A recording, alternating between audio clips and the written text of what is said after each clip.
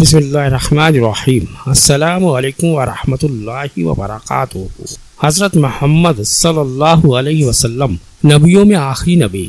اہل سنت والجماعت کا اتفاق ہے کہ اللہ کے رسول صلی اللہ علیہ وسلم نے فرمایا ہے کہ پہلے اللہ تعالیٰ نے میرا نور پیدا کیا ہے اور پوری دنیا کو زمین سے آسمان تک میرے نور سے جگمگایا ہے۔ کعب احبار سے روایت ہے کہ اللہ تعالیٰ نے آدم علیہ السلام کو پیدا کیا، نور محمدی صلی اللہ علیہ وسلم کو ان کے ماتھے میں رکھا۔ جب حضرت شیس علیہ السلام پیدا ہوئے تو وہ نور ان کے ماتھے میں چمکا، اور اس نور کی نگہبانی کا قول و قرار ان سے اس طرح لیا گیا کہ اس نور کو علاوہ پاک بی بی کے کسی کو مت سونپنا، اور تابوت سکینہ کو جس میں نبیوں کی تصویریں تھیں اور جو حضرت آدم علیہ السلام کی تسلی کے لیے جنت سے بھیجا تھا، ان کو سونپا کہ تم اسے اپنی اولاد کی ایک ایک نسل کو سونپتے چلے جاؤ۔ چنانچہ یہ طریقہ حضرت شیش علیہ السلام کے وقت سے ان کے اولاد میں جاری ہوا۔ یہی وجہ ہے کہ اس پاک نبی کے باپ دادوں کا پاک دامن زناکاری یا اس طرح کی گندگیوں سے کبھی داغدار نہ ہوا۔ اس کے بعد حضرت نوح علیہ السلام سے وہ نور سام کو ملا اور چلتے چلتے حضرت ابراہیم علیہ السلام کے ماتھے میں ظاہر ہوا، پھر حضرت اسماعیل علیہ السلام سے ان کی اولاد کی طرف چلتے ہوئے عبد مناف کے ماتھے میں آیا۔ عبد مناف کے 4 بیٹے تھے، عبد شمس، ہاشم، عبد المطلب اور نوفل۔ ہاشم پیغمبر اسلام حضرت محمد صلی اللہ علیہ وسلم کے دادا تھے، اور حضرت امام شافعی رحمۃ اللہ علیہ بھی ان کے پوتوں میں ہیں۔ پھر ہاشم عبد مناف کے مسند پر بیٹھے، حاجیوں کو پانی پلایا، زمزم کا انتظام اور کعبہ کی کنجی ان کے پاس تھی۔ وہ بہادری اور سخاوت میں اپنے زمانے میں بے مثال۔ پھر ان کے بعد مکہ کی سرداری عبد المطلب کو ملی۔ عبد المطلب نے منت مانی کہ اگر میرا سپنا سچا ہوا اور اللہ نے مجھے 10 بیٹے دیے تو ایک بیٹے کو قربان کر دوں گا۔ جب اس جگہ کو کہ سپنے میں جو جگہ معلوم ہوئی تھی خدا، تو آپ اس زمزم 100 تلواریں اور 100 زرہیں اور سنہری ہرنوں کی شکلیں نکلی۔ عرب والوں نے انہیں لینے کے لیے بہت زور باندھا، لیکن عبد المطلب کو خدا نے ان پر غالب کیا۔ جب نظر پورا کرنے کے لیے قرعہ ڈالا تو عبداللہ کے نام پر، جو حضرت محمد صلی اللہ علیہ وسلم کے باپ تھے، نکلا۔ کے بعد عبد المطلب پر اور عرب کے تمام قبیلوں پر بہت دشوار گزری، اور اس لیے کہ نور محمدی صلی اللہ علیہ وسلم کی وجہ سے ہر ایک آدمی ان کو محبوب رکھتا تھا۔ آخر مشورے کے بعد یہ بات ٹھہری کہ اس زمانے میں عورت جس کا نام شجاع تھا اور بڑی کاہنہ تھی، اس سے پوچھو۔ سب لوگوں نے اس کے پاس جا کر یہ بات بتائی۔ اس نے کہا 10 اونٹ جو خون بہا ایک ایک آدمی کا ہے، عبداللہ کے مقابلے میں رکھ کر قرعہ ڈالو، اور اسی طرح 10 اونٹ بڑھاتے جاؤ۔ جب قرعہ اونٹوں پر پڑے تب ان کو عبداللہ کے بدلے فدیہ دو اور صدقہ کرو۔ مطلب یہ کہ جب نوبت 100 اونٹوں کی پہنچی تب قرعہ اونٹوں کے نام پر پڑا۔ عبد المطلب نے بہت خوشی سے اونٹوں کی قربانی کر کے منت پوری کی۔ پھر تو عبد المطلب ان پر خاص توجہ دینے لگے۔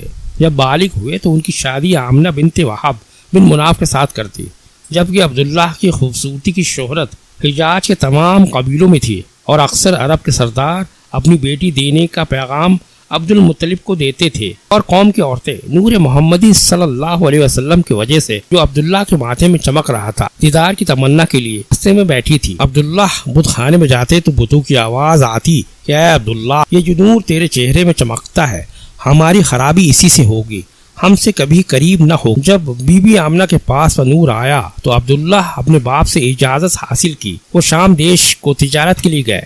واپسی میں بیمار ہو کر مدینہ میں اپنے باپ کے حکم سے رشتہ داروں میں ٹھہرے، اور مدینہ میں وفات پائے۔ کیوں نہ ہو اس وقت حضور صلی اللہ علیہ وسلم کی ذات سیب میں چمکتے موتی کی طرح تھی۔ پیارے نبی صلی اللہ علیہ وسلم کی پیدائش حضرت آدم علیہ السلام کے وقت سے اللہ کے رسول صلی اللہ علیہ وسلم کے زمانے تک ہر دور میں جتنے پیغمبر بھی آئے، انہوں نے اپنی امت سے اللہ کے رسول صلی اللہ علیہ وسلم کی خوبیاں اور آپ کی بڑائی کا ذکر ضرور کیا۔ اسی طرح جتنی کتابیں اللہ تعالیٰ کے پیغمبروں پر نازل ہوئی، ان سب میں حضرت محمد صلی اللہ علیہ وسلم کی نشانیوں اور عادتوں کا ذکر رہا۔ اکثر اہل کتاب نے تو پیارے نبی صلی اللہ علیہ وسلم کی نبوت، ستارہ نکلنے اور ان کے پیغمبر ہونے کی تصدیق کی ہے، اور بن دیکھے اس کی پیروی کرنے کی تاکیدیں کی ہیں، وصیتیں بھی کی ہیں۔ ثبوت میں تورات، انجیل اور حضرت آدم علیہ السلام اور حضرت ابراہیم علیہ السلام کے صحیفوں کا پیش کیا جا سکتا ہے، جس میں یہ پیشن گوئیاں ہیں۔ اسی طرح عرب کے کاہنوں کی نقلیں اور جنوں کی خبریں بھی اس کی گواہ ہیں۔ حضرت آمنہ فرماتی ہیں کہ حمل کی مدت میں نے ہرگز حمل کے بوجھ کو محسوس نہیں کیا۔ ہاں، مجھے اچھے سپنوں میں ضرور بتایا جاتا تھا کہ تو حاملہ ہے، جب لڑکا پیدا ہو تو ان کا نام محمد رکھنا۔ اس اس رات حضرت محمد صلی اللہ علیہ وسلم پیدا ہوئے، تمام بتوں کے سر جھک گئے تھے، شیطان کا تخت الٹ گیا اور آسمان کی خبریں جو شیطان لایا کرتے تھے وہ سب رک گئیں۔ نوشیروان کے محل کے 14 کنگورے گر پڑے، فارس کا 1000 ورش سے روشن آتش کدہ اگنی کنڈ بجھ گیا۔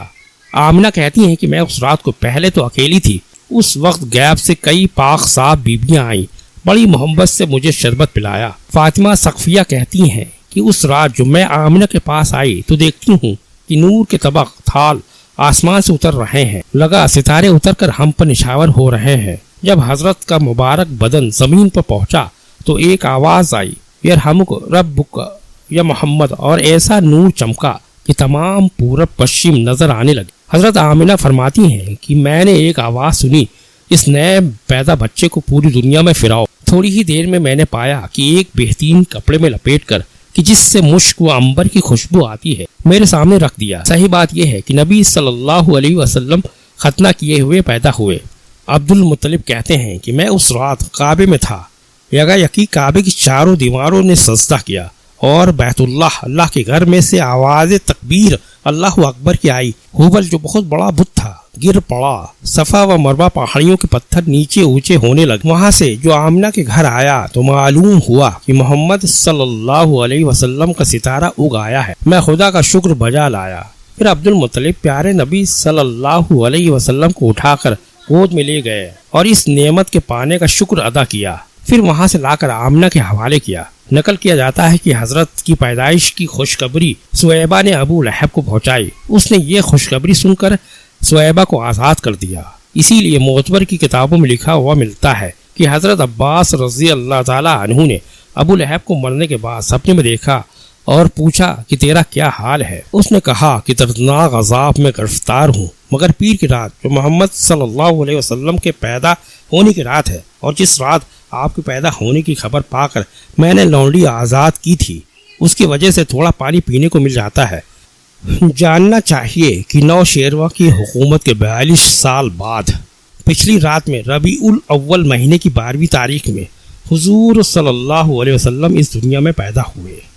اس ویڈیو کو لائک کریے، شیئر کریے، کمنٹس کریے اور سبسکرائب بھی کریے۔